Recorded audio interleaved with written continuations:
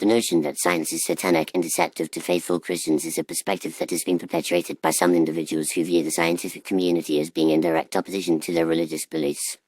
This idea is often rooted in a misunderstanding of the fundamental principles of science and its methodology. Science, by its very nature, is a pursuit of knowledge and understanding through observation, experimentation, and evidence-based reasoning. It does not have a personal agenda or motive to deceive or undermine any particular group, including Christians. However, the conflict between science and faith, particularly Christianity, is not a new phenomenon. Historically, there have been instances where scientific discoveries and theories have challenged traditional religious interpretations of the world. For example, the heliocentric model of the universe proposed by Copernicus and later supported by Galileo and Kepler challenged the geocentric view that the Earth was at the center of the universe, a concept that was deeply ingrained in Christian theology.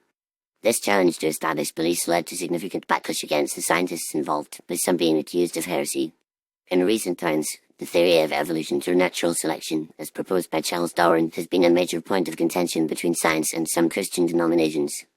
The idea that humans and other species evolved over millions of years through a process of mutation, genetic drift, and natural selection contradicts the biblical account of creation, which describes God creating the universe and all living things in 6 days.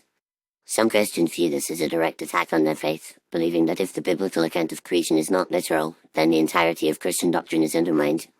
Furthermore, the scientific method itself is sometimes seen as satanic because it relies on human reason and observation, rather than divine revelation.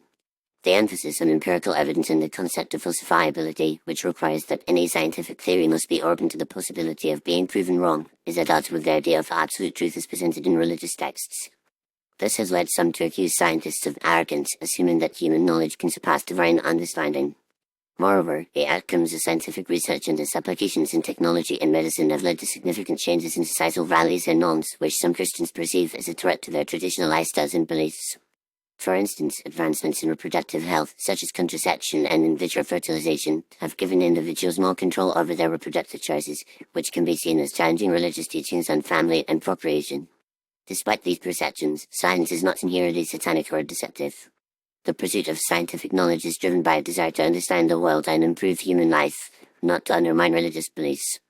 Many scientists are themselves Christians or hold other religious beliefs, demonstrating that it is possible to reconcile faith with scientific inquiry.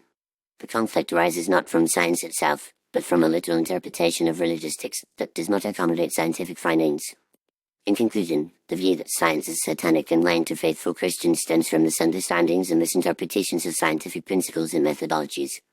While there are historical and contemporary conflicts between scientific discoveries and certain Christian beliefs, these do not emanate from a deliberate intent by scientists to deceive or undermine faith.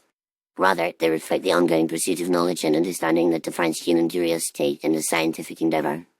By fostering a deeper understanding of both science and faith, and recognizing the complementary roles they can play in human life, it is possible to reconcile what often seems like an irreconcilable divide.